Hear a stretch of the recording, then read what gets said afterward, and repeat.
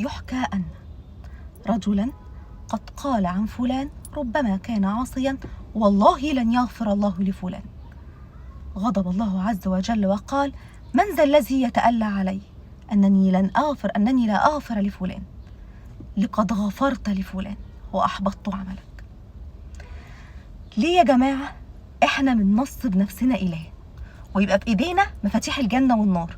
ده فلان ده عاصي ربنا مش هيغفر له، دي فلان أصلها مش عارف ايه.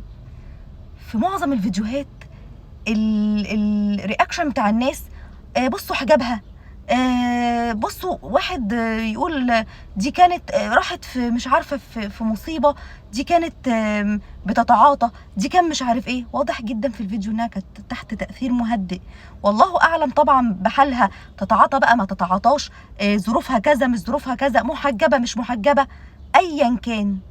احنا مش ربنا عشان نتأله على الله عز وجل، ربنا عافينا طبعا من ده، ونقول فلان دخل الجنة ودخل النار. احنا كلنا بمشيئة الله سبحانه وتعالى، إن شاء عذبنا وإن شاء رحمنا.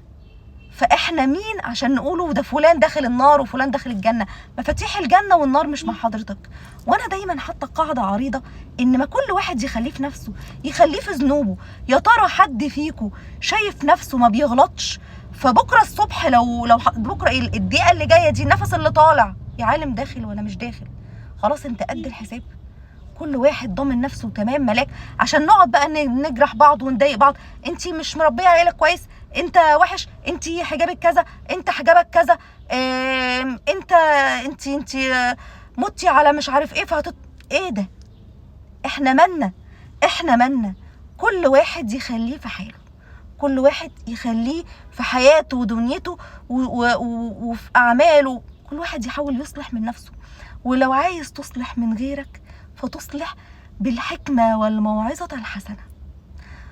ربنا سبحانه وتعالى قال ايه؟ لو كنت فظا غليظ القلب لانفضوا من حولك. يعني احنا ديننا رحمة. ألف ب في العلاج النفسي الرحمة. اللي بيجيلك محتاج علاج نفسي ده بيجيلك مخنوق وجواه أوجاع الدنيا والآخرة. يا جماعة لما حد يجيلكوا زعلان ومتضايق طبطبوا عليه، ما تفكرش تقعد تنصحه وتحط اصل انت 1 2 3 وانا احنا مش يعني انصحه، بس قبل ما تنصحه طبطب عليه وقول له معلش، الدنيا لسه حلوه، ربنا سبحانه وتعالى والله هيكرمك، ده ابتلاء، ده كلنا لازم يبقى عندنا رحمه عشان نساعد بعض. ديننا الاساس الاول والاخير فيه الرحمه، الدين المعامله، الدين اخلاق. وافتكروا دايما لو كنت فظا غليظ القلب لانفضوا من حولك. غليظ القلب فضل من حولك. ما ينفعش نبقى قاسيين جدا على بعض. كل واحد فيكم ممكن يبقى استشاري نفسي من غير ما يحس. الرحمه، استشاري النفسي اوله واخره واساسه الرحمه. المريض النفسي يا جماعه بيبقى اوجاعه ممكن الحاجه اللي انت شايفها صغيره جدا هو شايفها جبل. ليه؟ لانه اصلا مريض نفسي عانى من حاجات كتير جدا خلت الحاجه اللي قد كده ماهوش قادر عليها. مش عشان هو خايب ومايل وعشان مش عارف ايه، لا، عشان حاجات كتير حصلت في حياته خلته يوصل للنقطه دي.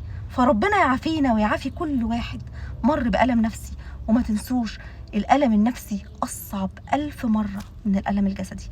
يمكن الألم الجسدي بنعمل له عملية بيروح، بناخد له علاج بمشيئة الله بيروح. في حاجة اسمها الألم النفسي جسماني، اللي هو بيظهر على وشك حبوب، بيظهر في جسمك بقع، اللي هو ايدك فجأة مش عارف تتحرك، بتحس بضيق نفس، اللي هو جسمك بيقولك أنا تعبان، أنا نفسيتي تعبانة، اتصرف. الناس بتجيلها جلطات بسبب الحزن. خليكوا رحماء بينكم وبين بعض عشان ربنا يرحمكم. اسألوا على بعض ودوا بعض. لما تلاقي حد بيعيط ومخنوق وهموم الدنيا فيه، اقعد فضيله وقتك واسمعه، قول له احكي لي، انا معاك، انا مش هسيبك. واحده صاحبتك جايه وجواها اوجاع وحاسه ان الدنيا ضلمه، نوريها لها انت، جايز انت ربنا جابها لك. كل حد بيقع في بيبقى قدامنا ربنا يمكن بيبقى جايب لك الحسنه دي انت مش واخده بالك، ان انت هتطمنيها بكلمه، ان انت هتقولي لها معلش انا معاكي. كلمه معلش والله جميله جدا. معلش انا معاكي، معلش والله كله هيعدي. كلمه كله هيعدي لوحدها فيها تفاؤل. فيا جماعه اسندوا بعض، اسالوا على بعض، ودوا بعض، ارحموا بعض، هتلاقي ربنا سبحانه وتعالى رحمك، هتلاقي ربنا واقف جنبك في الوقت الفلاني. خليكوا رحماء مع بعض، بلاش تقفلوا وتسددوا الدنيا. وبعدين واحدة ماتت الله يرحمها، لا يجوز عليها إلا الرحمة، بس مش هنقعد نقول ده كذا، بصوا ما كانتش كذا، ما كانتش محجبة، دي كانت بتتعاطى كذا. لا يجوز إلا الرحمة، خلاص هي بين إيدين ربنا، ادعوا لها بالرحمة عشان هيجي يوم والناس تدعي لينا بالرحمة برضه، ما هو احنا كمان لينا يوم. فربنا يا رب يحسن خاتمتنا ويرحمها، هي بين مشيئة الله سبحانه وتعالى، بإذن الله بإذن الله ربنا سبحانه وتعالى يرحمها، وادعوا لها بالرحمة. ومش معنى بقى ان احنا نقعد نقول كذا ان الناس كلها تقلدها، وكل يوم الصبح لو انا واحده انا عايزه انتحر، انا عايزه انتحر. ما احنا قلنا في فيديو تاني نزلته ان ربنا توعد للمنتحر او اللي بيزهق روحه دون اذن الله او دون ميعاد اللي ربنا كتبه له ده في النار. ما قلتش كافر، قلت في النار، وده كلام الرسول عليه الصلاه والسلام. فما نقولش بقى، ما نجيش بقى الواحده خلاص ماتت اهلها بيشوفوا الكومنتات دي ونقوله كده، ونسال على بعض ونرحم بعض. وتعالوا افكركم بقصه الراجل اللي زهق 99 نفس، واحد عاصي قتل 99 نفس. القتل من الكبائر كمان على فكره، انك تقتل نفسك تزهق روحك انت من اكبر الكبائر. موضوع مش سهل يا جماعه، واللي فيكم قادر يستحمل النار يتفضل يقدم كده بشجاعه ويموت نفسه. انما هي الله اعلم بيها كانت تحت مخدر، تحت مهدئ، الله اعلم بيها.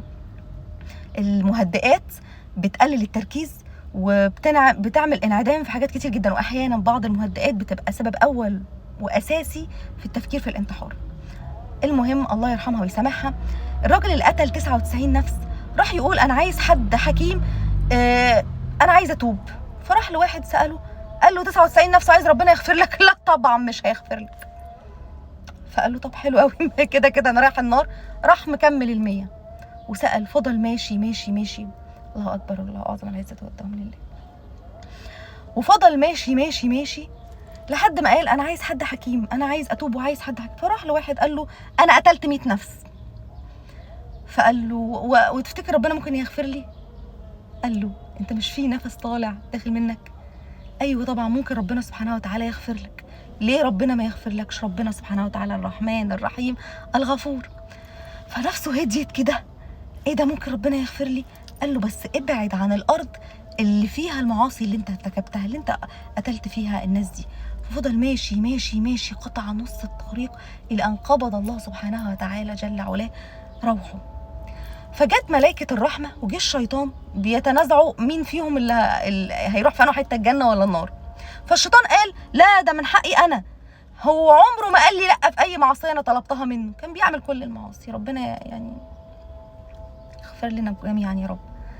فربنا سبحانه وتعالى جاب لهم ملك يقول لهم ان يوحى ليهم يعني ان احنا نقيس الاشبار المسافه اللي مشى فيها، لو مشى ناحيه ملائكه الرحمه اكتر يبقى يدخل الجنه، لو الناحيه دي لسه مشى ناحيه الارض او المساحه اللي ناحيه الارض اللي كان عاصي فيها اكتر يبقى هو ايه خلاص يدخل النار.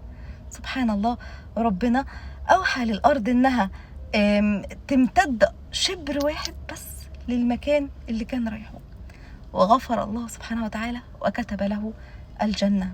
يعني ربنا غفور ورحيم. مش معنى كده ان احنا نقتل نفسنا ونزهق روحنا، لا، ربنا سبحانه وتعالى بيبقى حاسس بينا وعارف وبيحاسبنا على الصبر. وبرده تاني وتالت ورابع، قتل النفس من اكبر الكبائر.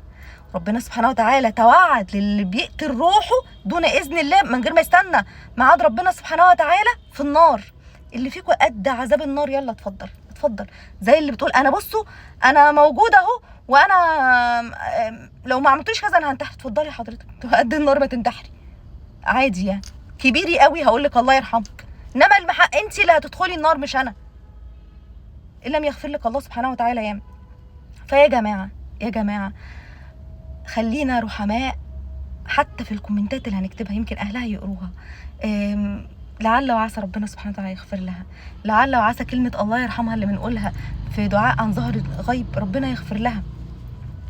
فخليكوا رحماء، خليكوا رحماء حتى بينكم وبين بعضكم. اللي يجيلك محتاجك في حاجه اقف جنبه وطبطب عليك، كلمه معلش والله العظيم بتداوي حاجات كتير جدا. دمتوا في رحمه ومغفرة من الله سبحانه وتعالى. دمتم على خير. السلام عليكم.